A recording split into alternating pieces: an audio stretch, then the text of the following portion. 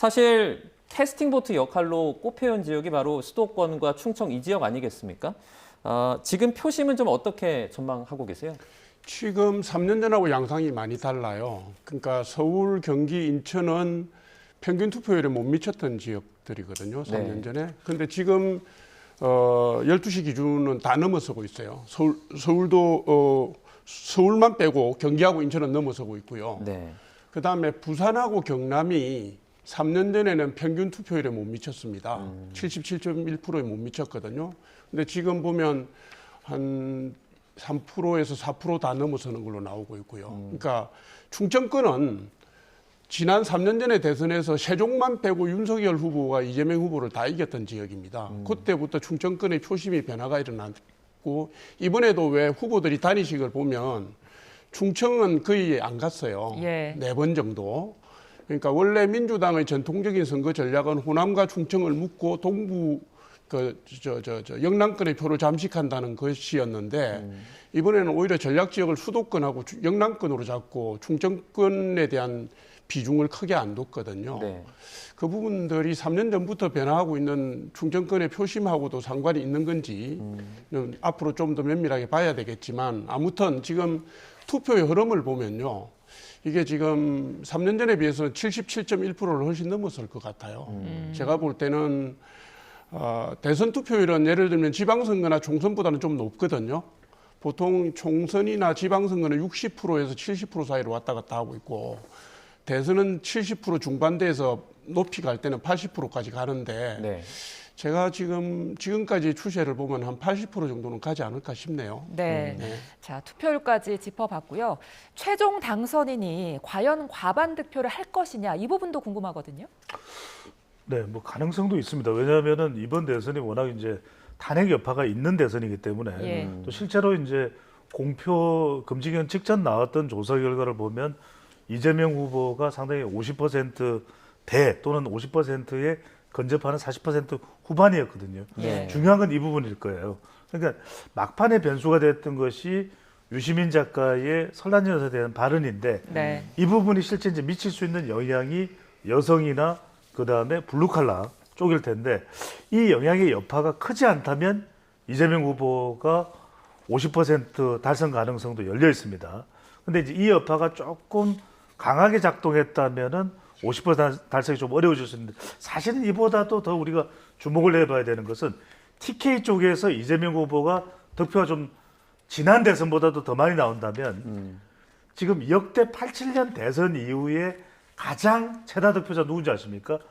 50%가 넘었던 사람이 단 한 사람이에요.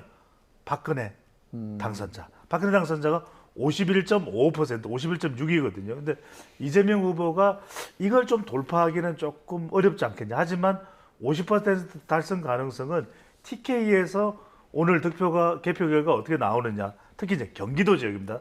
경기도 지역에서 개표 결과가 어떻게 나오냐에 따라서 당선자가 누구인지 또 그 당선자가 50%를 넘을지도 상당히 영향을 줄 것으로 보입니다. 네. 최 원장님, 만약에 누구든지 50% 넘는 득표율로 당선이 되면 어쨌든 전국 운영이 조금 안정적으로 좀 진행될 수 있다라고 볼 수 있지 않습니까? 네, 당연합니다. 그만큼 이제 과반수 당선이 어려운 만큼 초과를 하면은 그만큼 여러 가지 국정의 동력을 받고 이후 내각 인선 여야 관계 그리고 심지어 내년 6월 지방선거까지 상당히 어떻게 보면 탄탄대로를 달릴 수 있다고 보는 건데 네. 지난번 대선 때 아시다시피 이재명 제 후보가 얻은 게 47.83%였거든요. 47.83%였기 때문에 네. 조금만 더 플러스 알파를 한다면 50% 가능하다는 사수적 계산이 나옵니다. 예.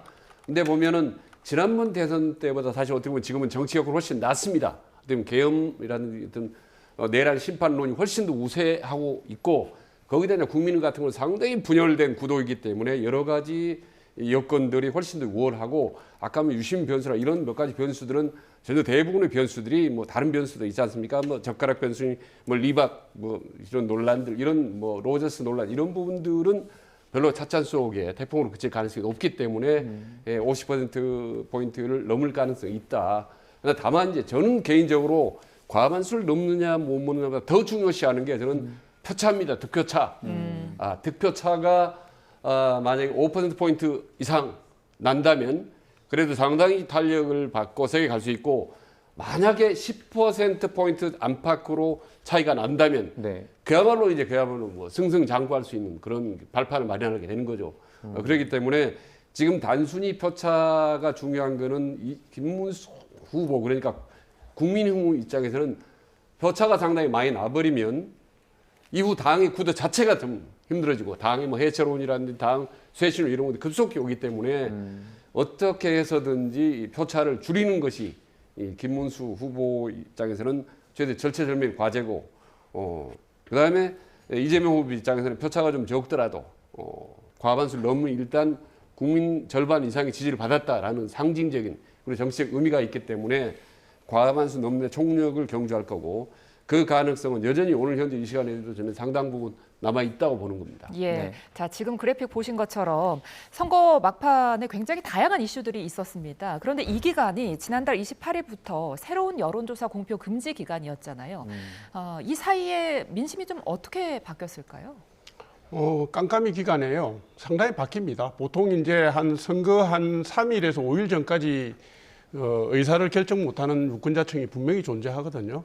근데 그 기간 동안에 가장 문제가 되는 게 후보와 관련된 리스크 있지 않습니까? 후보나 후보 가족과 관련된 뭐 네거티브성, 음해성이든 뭐든 리스크가 있을 수 있고, 그 다음에 진영에서 터져 나오는 막말 논란 이런 게 크게 영향을 미치는데요. 네. 그러니까 이제 민주당의 선대위는 그 두 가지가 다 겹쳤습니다. 이재명 후보 장남 막말 논란하고 유시민 전 이사장 막말 논란이 영향을 동시에 터졌기 때문에요. 그 여론조사 공표 금지 기간에서 상당히 민심이 출렁거릴 걸로 저는 보고 있고요. 지금 아까 최진 원장님께서 이재명 후보 당선되는 것을 전제로 한 듯한 말씀을 하셔서 한 말씀만 더 드리겠습니다. 네.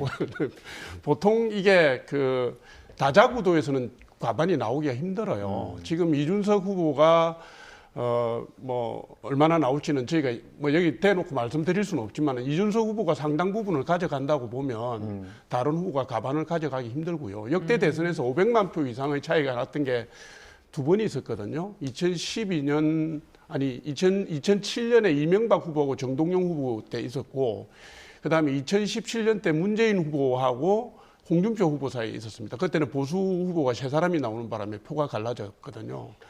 그런 경우가 아니면 사실은 한 후보가 과반을 가져가기가 힘들고요. 1%가 44만 표라고 보면 아까 말씀하신 것처럼 5% 정도라면 200만 표 차이가 나야 되는 건데 네. 저는 아무리 계산을 해도 그렇게 날 수 있는 상황이 아니고, 그다음에 막판에 한 보름 동안에 김문수 후보의 추격세가 가속이 붙어갔기 때문에요. 가속이 붙어갔고 깜깜이 기간 동안에 그 민주당 진영에서 여러 가지 막말이 나왔기 때문에 저는 초박빙이거나 혹은 골든 크로스가 일어날 수도 있다 이렇게 봅니다. 네, 막판에 있었던 논란 놓고 이제 최 원장님은 조금 상대적으로 영향이 적을 것이다. 그리고 부 원장님께서는 영향이 좀 있을 것이다 이렇게 분석을 네. 해주셨는데, 자 내일부터 이제 어떻게 보면 새로운 대한민국을 이끌 21대 대통령이 탄생을 하지 않습니까? 당선 윤곽은 한 몇 시 정도에 나올까요? 저는 대체로 1시에서 2시 넘어가는 지점에 나올 가능성이 상당히 높습니다. 새벽 왜- 1시 말씀하시죠? 그렇습니다. 왜 네네. 그러냐면은 그 시간 또 제가 출연한 시간이네요, YTN에. 네. 네.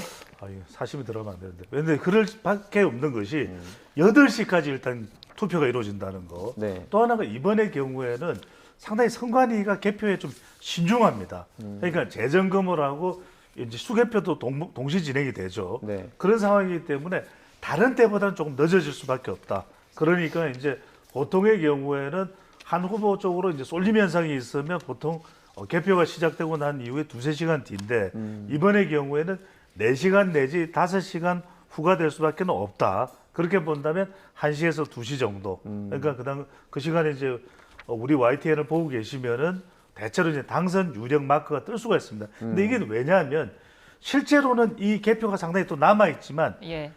지금 개표에 대한 진행되는 진행 비율로 봤을 때는 상당히 이 후보 쪽으로 당선 윤곽이 잡힐 수밖에 없다. 그러면 이제 당선 윤곽, 당선 유력, 확실 이렇게 이제 구분이 될 수밖에 없기 때문에 이번의 경우에는 1시에서 한 2시 사이 조금 더 늦어지면 방금 전에 이제 우리 조청래 전 원장께서 말씀하셨던 대로 우리가 이 공표 전 여론조사와는 다른 판세로 오늘 개표 결과가 이루어진다면 새벽 3시에서 4시까지도 갈 수 있습니다. 네. 그러니까 이제 어떤 개표가 판세가 되느냐에 따라서 당선 유력 이 이야기를 할 수 있는 시간은 늦춰지게 되겠죠. 예, 네. 이제 자정이 지나면 대한민국을 이끌 지도자의 윤곽이 드러날 텐데요.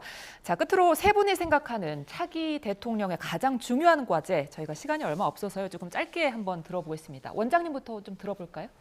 뭐 두말할 것도 없이 통합이 아니겠습니까? 지금 완전히 양극단의 극치를 달리고 있고 마지막 이 순간까지도 치열하게 이제 싸우고 있기 때문에 통합, 화합 이 부분을 일단 대통령 첫 취임사든 이후로 지속적으로 그를 메시지를 국민들에게 제시를 하고 실질적으로 행동을 해야 되는 게 최대 과제라고 보는 거고 다만 이제 이 부분이 그렇게 금방 쉽게 되지는 않을 겁니다. 상당히 시간이 걸릴 거라고 보는 거고 그럼에도 불구하고 이제 이재명 대통령이 된다면 강력하게 그 부분을 제시해야 되고 두 번째로는 실질적으로 더 급한 건 사실은 통합보다 더 급한 건 민생 문제입니다. 어떻게 보면은 지금 미국에서 통상 압박도 다 민생과 직결된 문제거든요. 그렇기 때문에 지금 어떻게 보면 12.3 지난 작년 계엄 이후로 민생이 거의 공백 상태라 해도 다름없기 때문에 새 대통령은 민생 행보에 직결적으로 경제 회복하는 데 총력을 경주하는 것 이게 오히려 더 실질적으로는 1순위다. 그러나 대외적으로는 통합을 강조하는 것. 그래서 이 민생, 통합 이 두 쌍두마차를 가장 과거 어느 때보다 더 속도 있게 빨리 몰고 달려가야 되는 것이 새 대통령의 저는 과제라고 봅니다. 네, 민생과 통합 이렇게 말씀해 주셨는데요. 소장님은 어떻게 보세요? 그래서 실제 여론조사를 보더라도 짧게 요약을 해서 말씀드리면 경통 아니다. 왜냐하면 경제, 먹고 사는 것이 가장 중요하고 우리 실질 민생이 무엇보다도 중요할 수밖에 없는 것이고 지금 경제 회복을 우리 유권자들은 1순위로 꼽고 있습니다. 두 번째는 이제 통합입니다.